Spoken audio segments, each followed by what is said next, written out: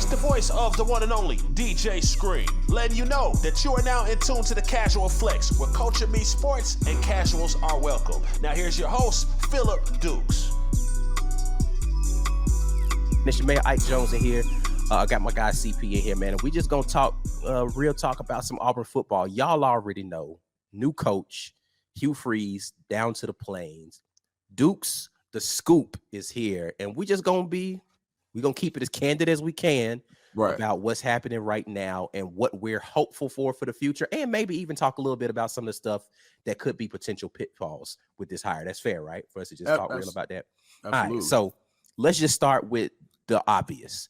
Hugh Freeze is the coach right now. In principle, I think they've agreed to 6 years, $6.5 million is what's being reported per year on the contract.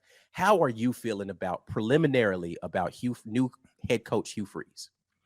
All right, let's first and foremost, let's talk football, right? Mm-hmm. We're gonna talk about football and the job. I'm not talking about any of the past transgressions. I'm not talking about any extracurricular activities. I'm good. Right now, we're talking football. Yeah, I'm good with that. As far as football goes, I think it's been a while since Auburn has had a quarterback developer.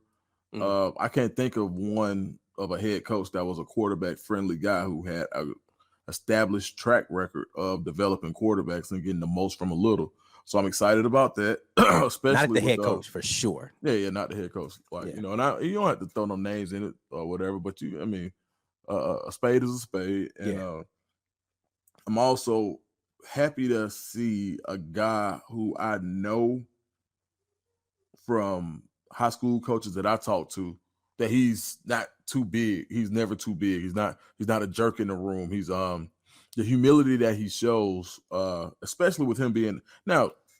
I like the fact that at Liberty in his conference, he was a big dog, but he still carried himself as if he was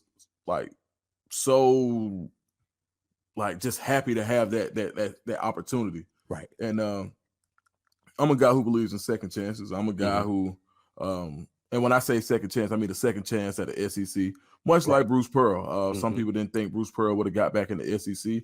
Same thing with Hugh Freeze. And I think that if people can keep it at football and just look at the fact that he's won some and he has SEC experience and the fact that he's never been at a school with the resources that Auburn has, I think this has the potential to be a good hire. Yeah, I can agree with everything you said. I think it's difficult for me when we start talking about people's coaching past as to whether or not that you can predict that forward into their coaching future. But the key thing that you said that I want to harp on is with the resources that he has at Auburn, right? Because, I'll be a very vocal person when it comes to the fact that I don't think that now I hope he someday returns as a defensive coordinator for Auburn. Don't think Will Muschamp is a good head coach.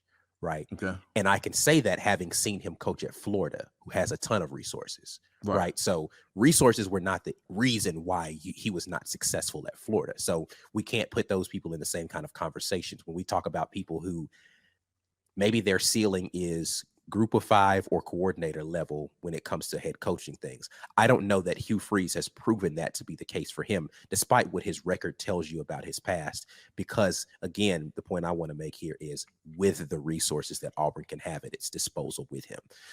So I think that it's a good opportunity for him to show if he's made for it, we're going to see for sure. Now, like the excuses aren't there anymore. If you can't make it with this level of, push behind you from people who have money, from administration, there's nobody standing in the way of Hugh Freeze being able to be successful. It's on him now. He's got to go out there. He's got to get the kids. He's got to get them to go out there and play ball. And I think from that standpoint, the expectations are going to be high.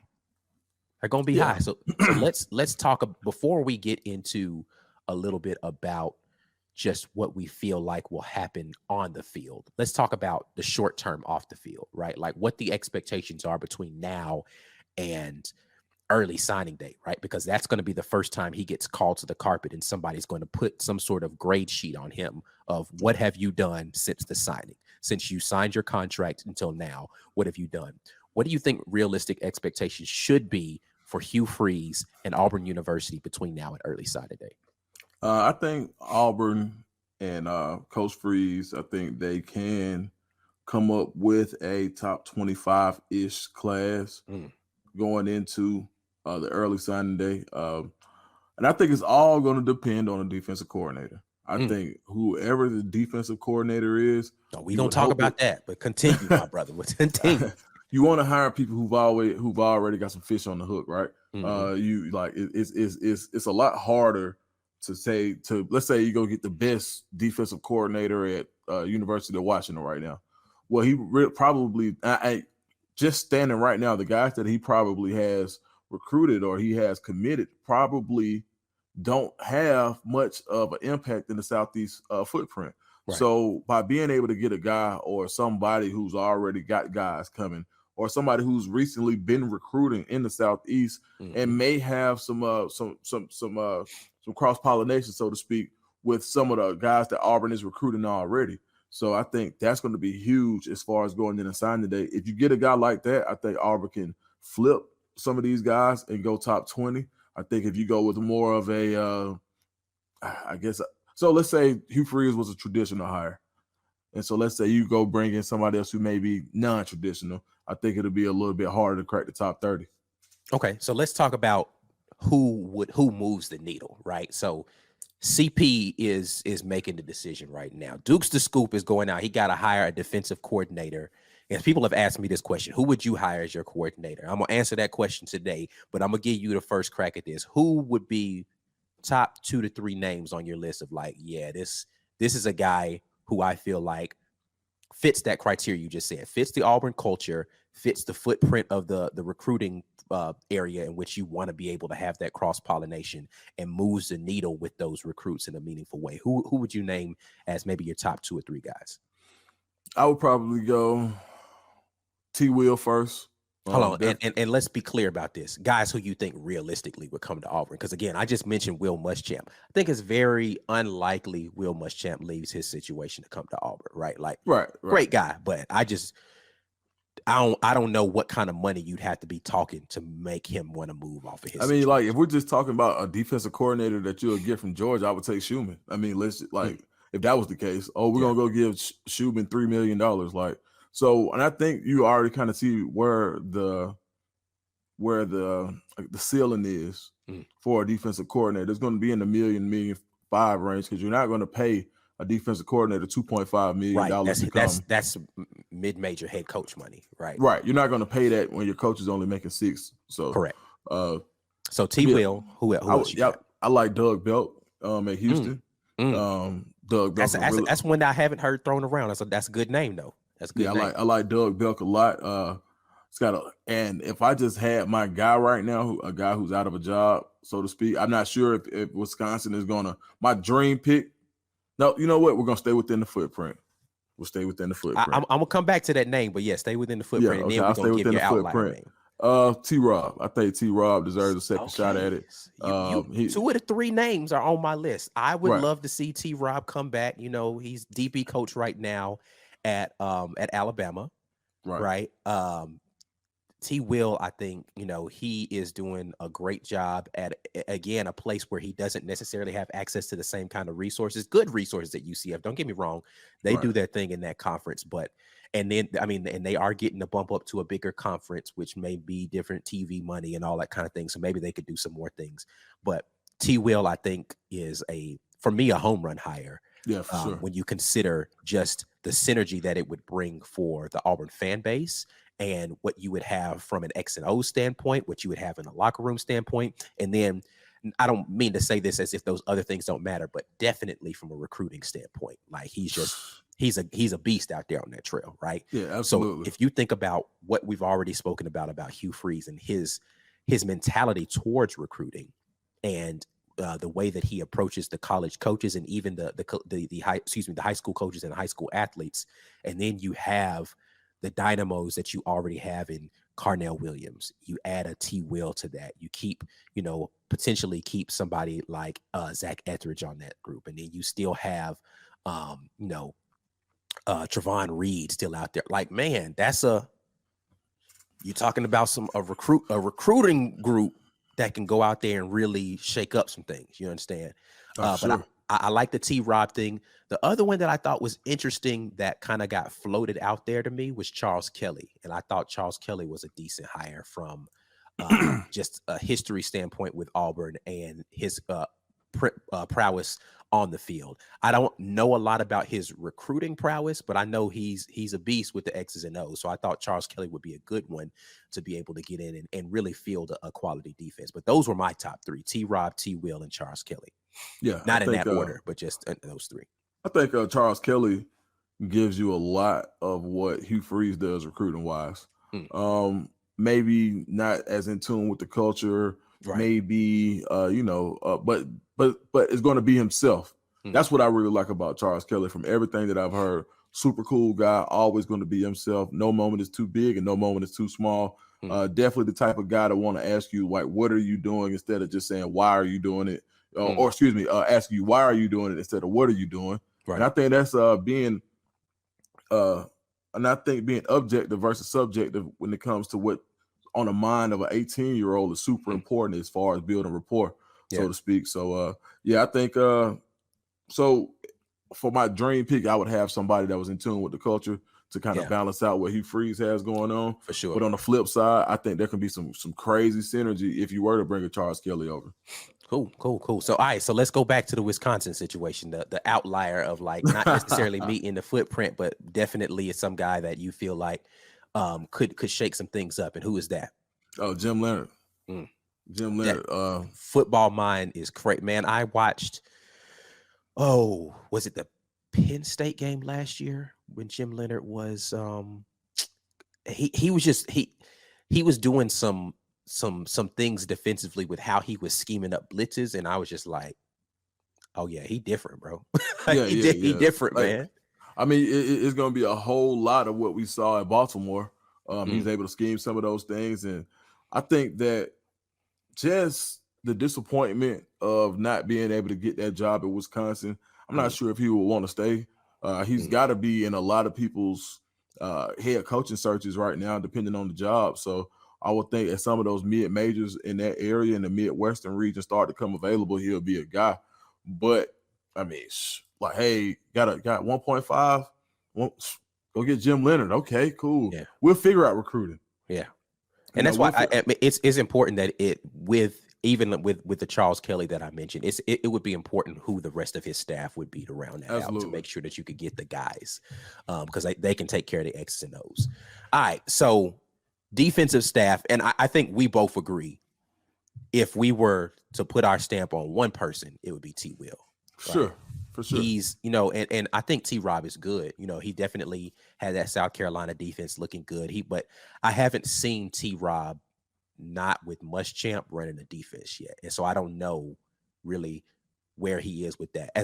I'd love to, what I'm saying, if they wanted to move, and keep Zach with, like, maybe safeties and then bring D-Rob back in as a DB coach. I don't know if we can pull that off from a salary standpoint from what he's making right now. I'd love to see that. I was thinking about that too. And I was thinking the fact that Hugh Freeze is so involved with the quarterback that you could, bring in a quarterbacks coach who may not be as established as a T-Rob or established even as a T-Will, a younger guy to kind of, just say, learn in the position, or, you go with somebody who gets a dual responsibility. Like, there's so much flexibility that you have when you have a head coach as a specialist that is involved.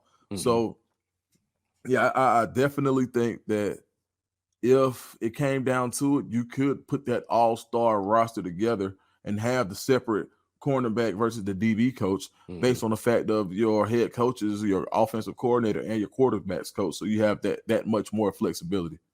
So let's flip it to the other side of the ball then, right? So we talked a little bit about defensive coordinator. What do you feel like is going to happen from an offensive coordinator standpoint? And, well, before we get into the coordinator hire, I think it's universally understood Cadillac Williams is going to be back at Auburn with this hire, right? What do you feel like his role is going to be on this staff? I feel like he will truly be an associate head coach. I feel like you've got guys who, like, he would epitomize that based on his experience and running the team. And I also think that having somebody a legendary Auburn player, like we talked about, on the staff, and he just made himself a legend again as the first black head coach and the only African-American head coach in Auburn history. There are going to be things that he can say that nobody else in the history of Auburn will ever be able to say. Right. Like, even when we talk about the rushing records, Bo Jackson has something to say about it. When we talk about NFL rookie records, there are plenty of guys who have something to say about it, but nobody will have anything to say about breaking the color barrier at a predominantly white institution in the Southeast. And that's something that you'll never be able to take away from him. I don't want to lean into that, because I think if he would have been purple, he would have done a great job for what we saw. But yeah, there are just certain things that he can say, and that he's going to garner a certain amount of respect on that team. So one, he's the glue guy, first and foremost. So there are going to be situations and times where you can't talk to the head coach about things. Right. You may not even want to talk to your position coach, but now there's a guy who has experience running a whole team of men. And I think being that glue guy, and he's also a very, very solid guy. And from my personal relationship with him, as far as yours too, like always been solid, dog. Like, even when we was in school, he just was always a solid cat. You never really saw him mixed up in no drama. You never, like, he was always a guy that would rather not speak than speak wrong. Right. So I think that that aspect of it allows him to be like, not even just that's like crazy glue, super glue. Yeah, he's somebody who can keep the team together. You know, it's one of those things I think that's underrated, having guys who've had head coaching experience on your staff, because, you know, one of the things that you said is, like, maybe you don't want to go talk to your head coach, but you can go talk to a guy who sat in that seat before, and he'll think about it a little differently than if he's never been in that seat, right? Like, if you've never been a head coach, you don't really know what the head coach's life is like. So it's like, man, I want to talk to coach, man, but coach always busy. Like, man, like, listen, bro. He's not faking busy, bro. He's really busy. Right. Like, if I were you, you know what I'm saying, when I was a coach, this is the way I would have wanted my guys to approach me about X, Y. You could just give different perspectives on having those types of conversations, or your head coach can come to you and be like, hey, this might not come right coming from me, but you can give him this perspective, having sat in this seat and also having a different kind of relationship with these guys. It puts you in a very different perspective, or very different position to be able to have conversations with kids on the team when you've sat in those seats in that way. No, I think it's very important to have those type of guys around, and you never know what can happen, right?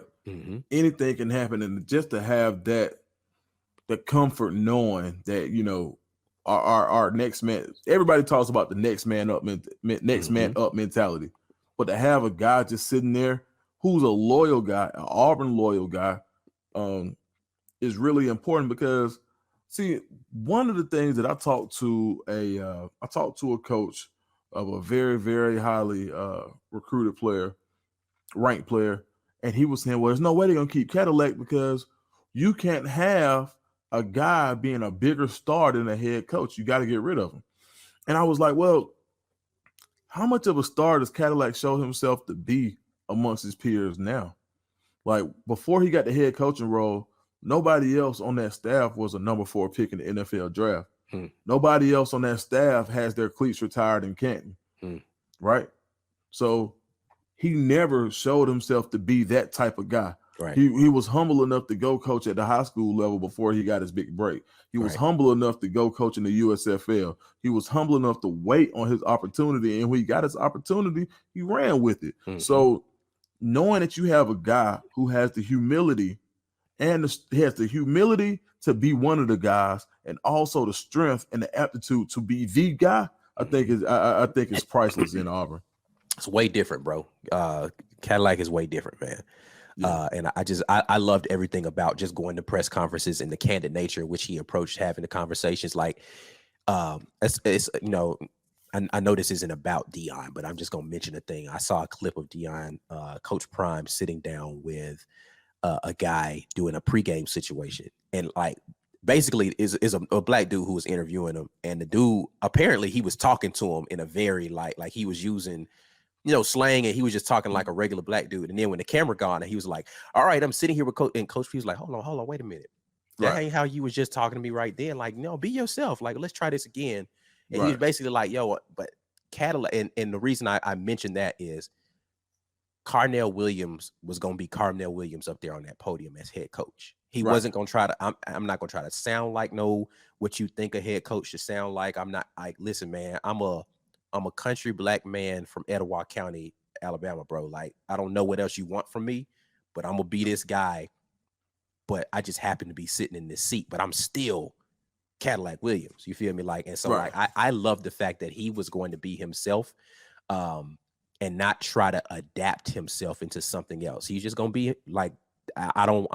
And he said that he's like, I think I proved you don't have to be a certain way to be a coach. There you go. You can coach in a different way. You can just love on kids in a specific way, and they'll come and show up for you. You know, absolutely. Like, and yeah, I love that. He got way more out of that team than I thought was possible. For sure. Yeah, for sure. Yeah, absolutely. Like, and really and truly should have been 3-1. Yeah, right, Mississippi State game. Yeah. Right. All right. Anyway, all right. So glad to have Lack back in the seat. I think I agree with you. Associate head coach is the right place for him to be. Assistant coach, whatever you want to call that title. Him being the number 2 guy. That glue guy that you talked about, being able to understand the culture of Auburn, understand the culture of that locker room as it presently is, and be able to be the second in command, prepping him potentially if he wants to. If I wish I had gotten an opportunity to ask him that, and I'm still gonna try to see if I can get an interview with him to come on the channel sometime. But I wish I had gotten an opportunity to ask him, now that he's had an opportunity to sit in that seat, is that something he can see himself doing in the future? Because you remember when he first got the chance, he was like, I never really saw this for myself, right? But now that you've seen yourself in it, can you see yourself coming back to it later, right? And so that's a different conversation, and I'd love to have that conversation with him. No, for sure. So, Lack, if you're watching, man, come holler at your boy. But yeah, so like, what else do you feel like from a staff standpoint are good looks? Like, if you were helping, if you could slip a note under the door to Hugh Freeze, Coach Hugh Freeze, hey, man, you might want to look at these guys. Who else would you feel like would be a good offense, defense, doesn't really matter, to round out a really quality staff that would feel like, yeah, this fits for what Coach Freeze wants to do from the recruiting standpoint, all of that? Man, I think first and foremost, you got to go get Matt Luke. Heard that name floating around a lot. Man, the offensive line needs it. He would be a dynamic hire. Yeah, I think you got to get Matt Luke if you could. I'm not sure. I really didn't dig into why he left Georgia the way he did, but I think that as far as his recruiting and basically another guy with head coaching experience, and they have the relationship from the Ole Miss days. So yeah, absolutely. So I think Matt Luke is definitely a guy that. After that, I like Ike at wide receiver. I do like Ike as a receivers coach in his first year. He's shown that he can recruit. I think the guys in the room really like him too. Everybody respects Coach Ike. He's done it on the highest level. He's done it in the SEC.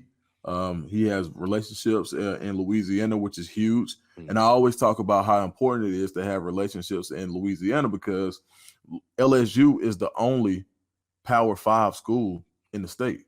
Yeah. So if you go look in the Southeast, let's go look at the Southeast footprint. Florida has multiple top Power 5 schools.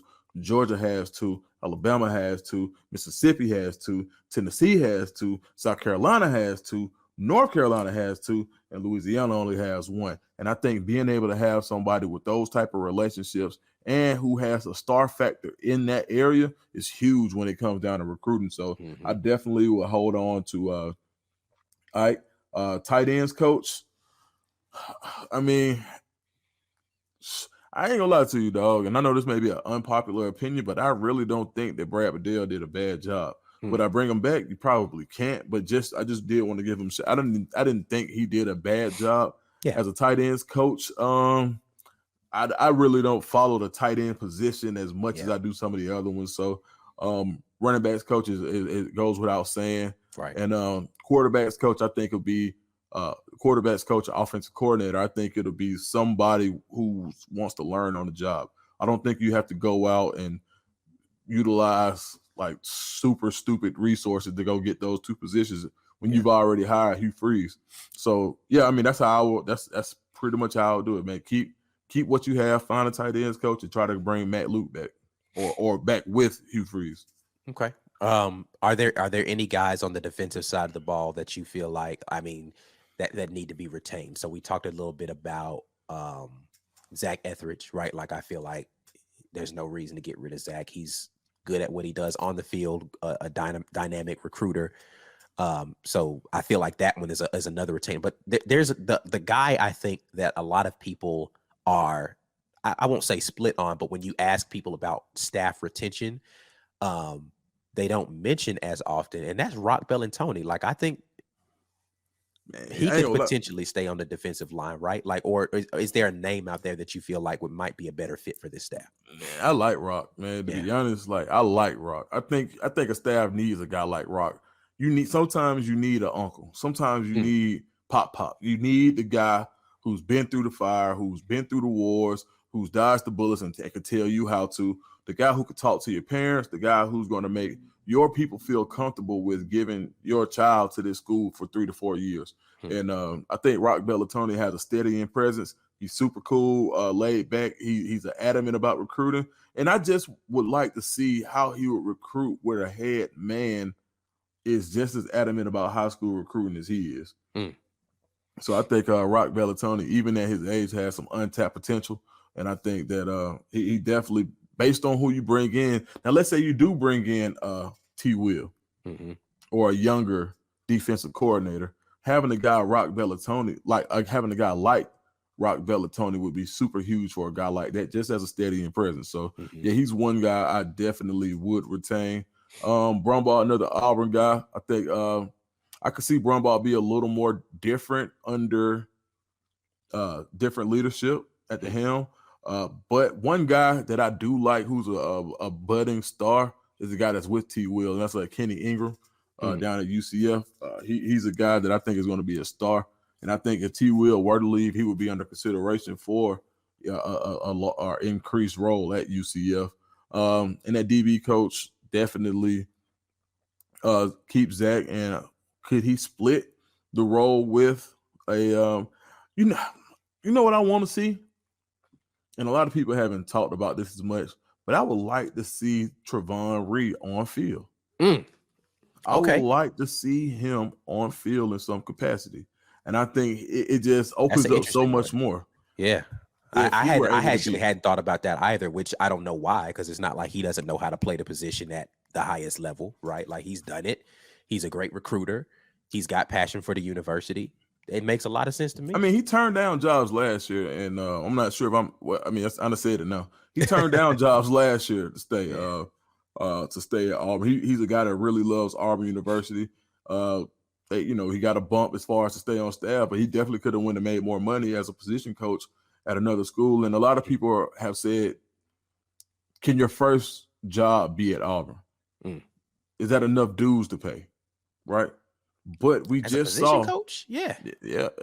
You'll be surprised how the coaching fraternity gets about things like that. No, I understand, and I know that was a big thing about Cadillac hadn't paid his dues. He shouldn't be able to get a head coaching job at a university this big that quickly, right? Because he hasn't even been a coordinator somewhere yet, right? And so he hadn't, to the statement used, paid his dues yet, right? But yeah, I get it. People feel like people skip the line with that kind of thing. But if we being real, a lot of people skip the line.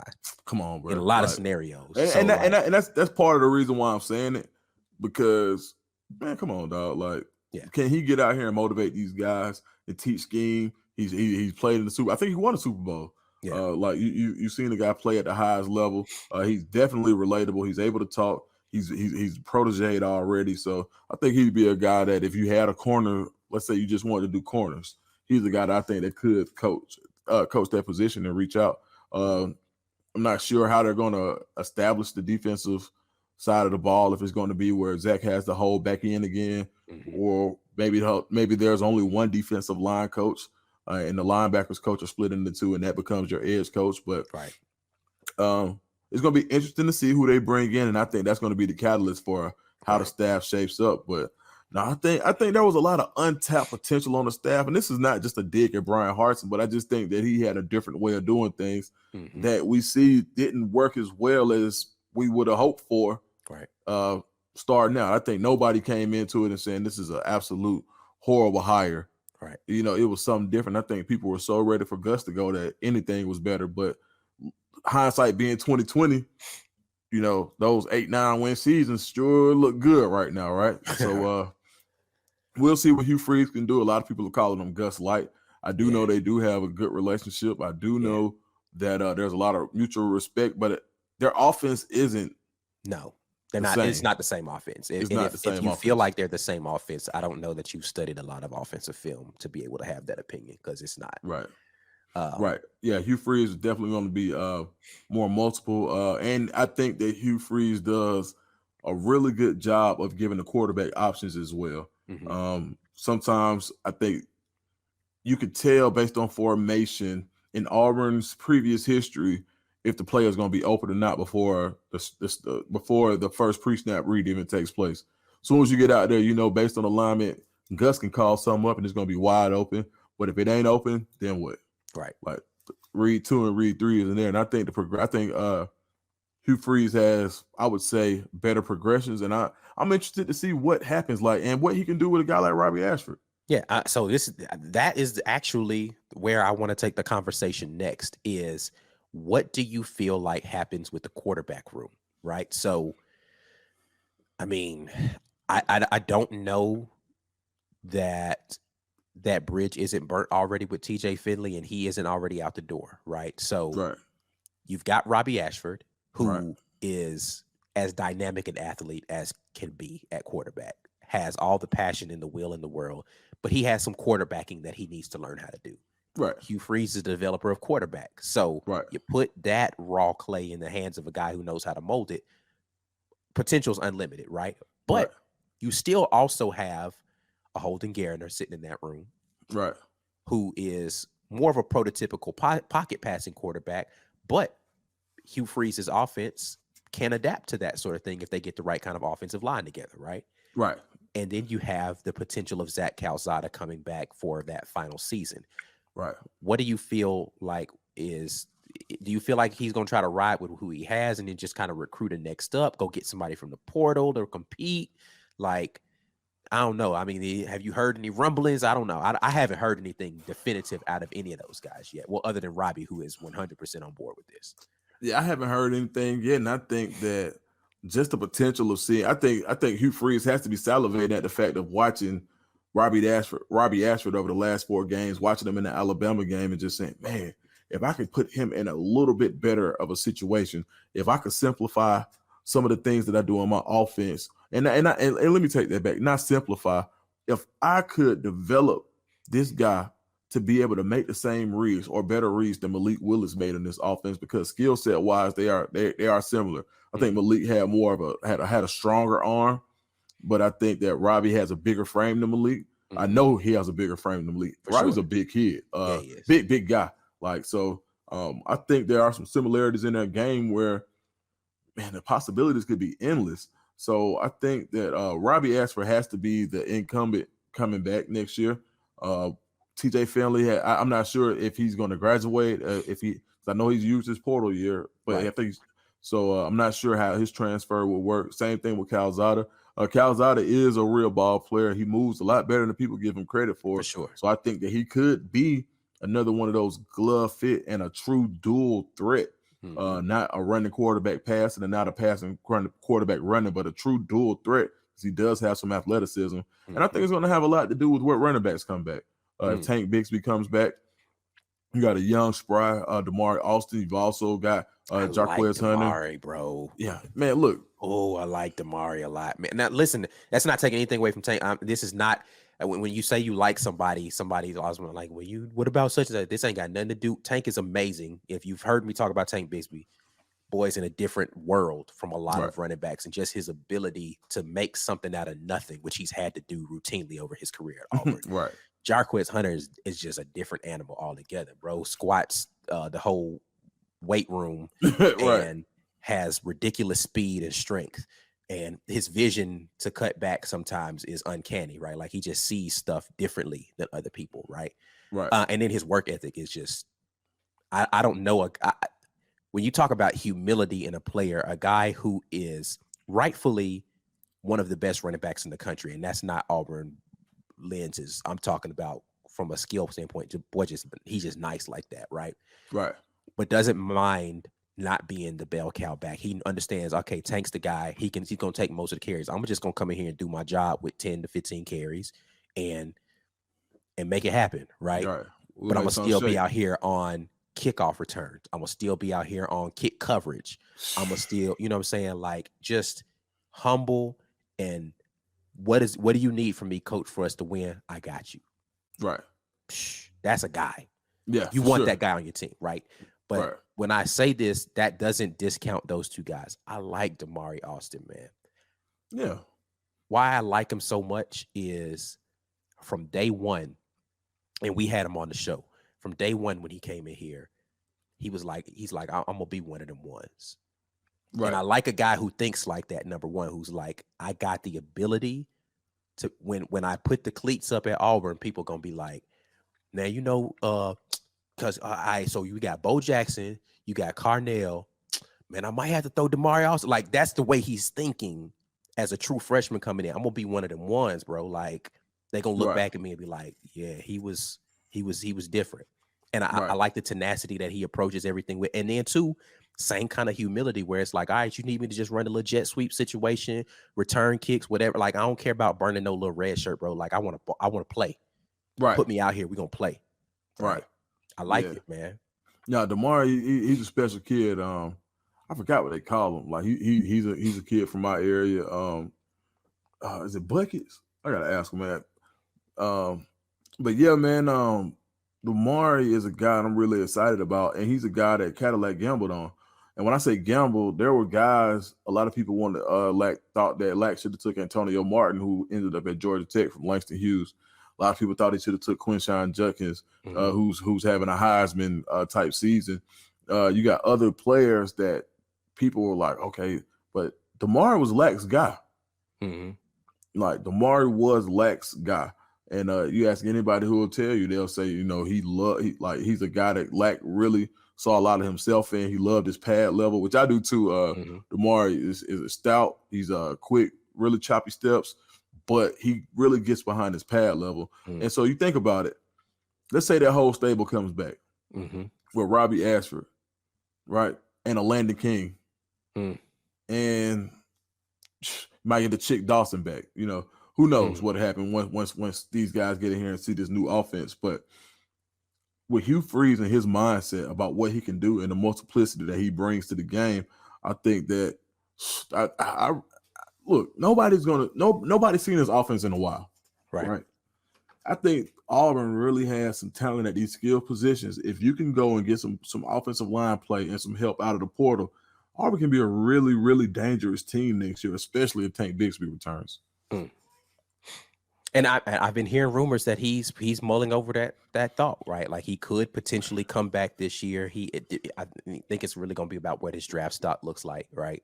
Right. But I mean, and this year is loaded for running backs. Yeah, and that's what I'm saying. Like, he's on most draft boards, I think he's like 6th or 7th, something like that in that draft class. And it's like, I mean, you can definitely go to a team and do well as a 4th, 5th round pick and have a long career. So that's not poo-pooing on that, but that's might not be what he wants coming out. But then you think about, you know, what the potential could be in this new revamped offense for him. And you're talking about the record books. Like, bro almost had 1,000 yards this season with this offensive line. Like, you think about him with an actual offense, bro. Man, listen, it could get real scary real fast. I think that, and one thing that can help that guys going to have to start considering is guys who have very lucrative NIL deals. Mm-hmm. They can float another year and be okay.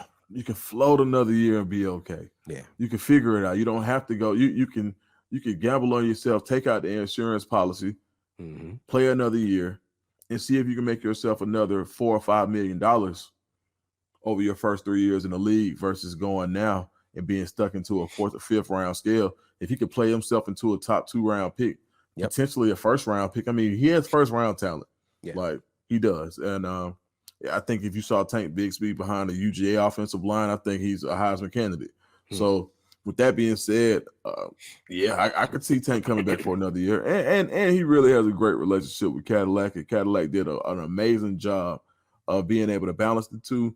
And I think that you'll see, and I think that Hugh Freeze would be foolish not to use some of the concepts that we saw more often towards the end of the year with the combined backfield of Tank and Jarquez Hunter, and sometimes even seeing Damari Austin in. And let me say this, not to say that Brian Harsin and Keesaw never used those combos, right? But the way they were used towards the end seemed to be more effective for whatever reason.